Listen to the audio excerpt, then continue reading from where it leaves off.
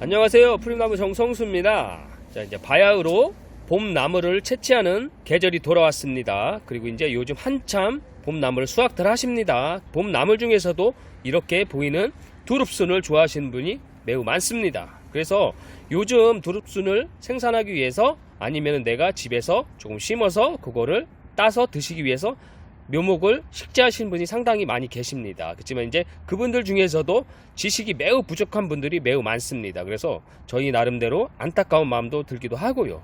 오늘은 두릅 재배를 순 채취 목적으로 대량으로 식재하셔서 수익을 목적으로 하시는 분들, 가정에서 손쉽게 따 드실 분들, 나무 식재 계획이 있으신 분들, 제가 이제 영상으로 해서 여러 가지 두릅을 비교해서 장단점이라든가 식재 그런 부분에 대해서 여러분들이 이 영상을 보시고서 조금이나마 도움이 되리라고 제가 영상을 준비해 보았습니다. 그래서 두릅 식재에 관심이 있으신 분, 그리고 식재 계획 실제로 있으신 분들은 이 영상을 보시면 분명히 도움이 될 것입니다.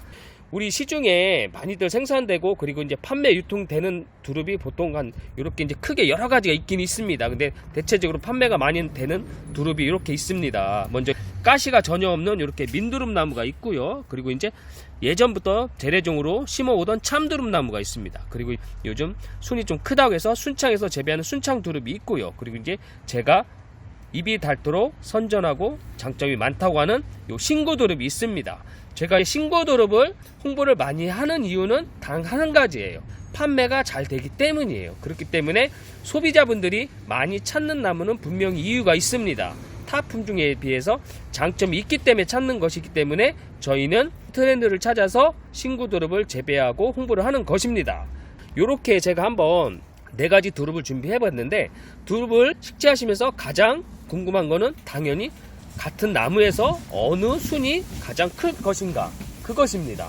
그것을 이 영상을 보시고 한번 참조를 해보시면 될 것 같아요. 자, 먼저 맨 오른쪽에 민두릅 나무가 있습니다. 이 민두릅은 여러분들 아시다시피 가시가 전혀 없습니다. 그렇지만 이렇게 보시는 것처럼 치명적인 단점은 순이 매우 작다는 것입니다. 저희가 영상 준비하면서 요 4가지 중에서는 민두릅이 가장 순이 작았습니다. 그리고 그 다음에는 여러분들이 예로부터 심어오시던 참두릅입니다.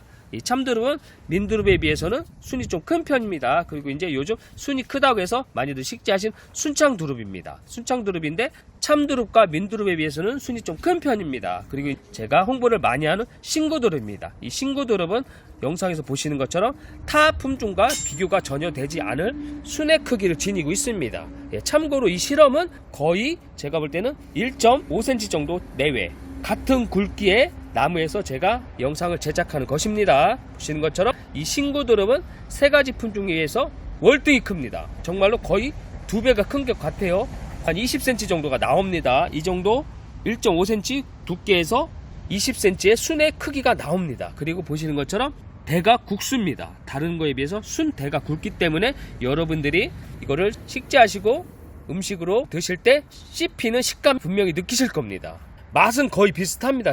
그렇지만 민두릅은 조금 더 싱거운 맛을 좀 느꼈습니다. 물론 이제 가시가 전혀 없기 때문에 채취할 때 가시를 찔리지 않는 장점 분명히 있는 것입니다. 이제 그 다음에 보실 게 뭐냐, 여러분들이 두릅 채취하면서 가장 치명적인 단점이 뭐예요? 물론 가시입니다. 저 역시도 급하게 따다 보면 가시를 많이 찔립니다. 그래서 제가 이제 가시 정도를 한번 요 4가지 나무를 한번 비교를 한번 해보겠습니다.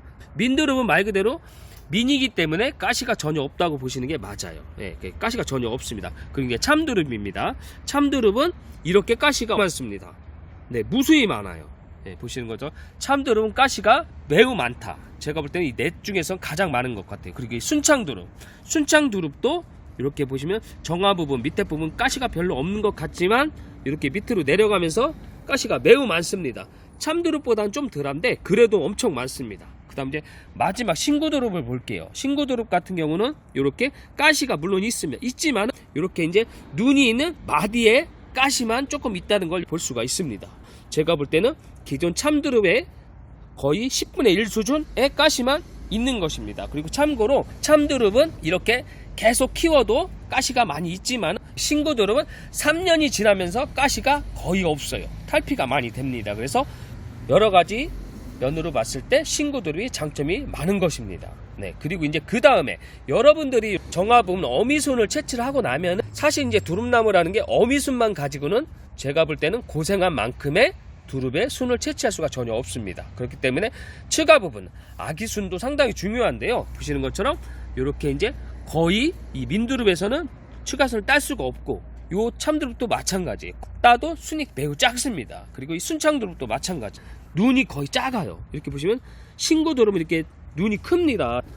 눈이 크다는 건 순이 크다는 얘기예요. 한번 보세요. 이게 신고두릅이죠. 그 다음에 이 순창두릅이죠. 그리고 이거는 재래동 참두릅이죠. 그리고 민두릅은 거의 눈이 보이지 않을 정도로 작습니다. 눈이 크면은 순이 클 수밖에 없습니다. 자, 참고로 제가 말씀드리겠습니다. 요 나무가 저희가 이제 위에 정화 부분 어미순을 따고 5일 정도 지난 순입니다. 근데 보세요. 측지가 상당히 많이 나왔잖아요. 측가순이. 그쵸?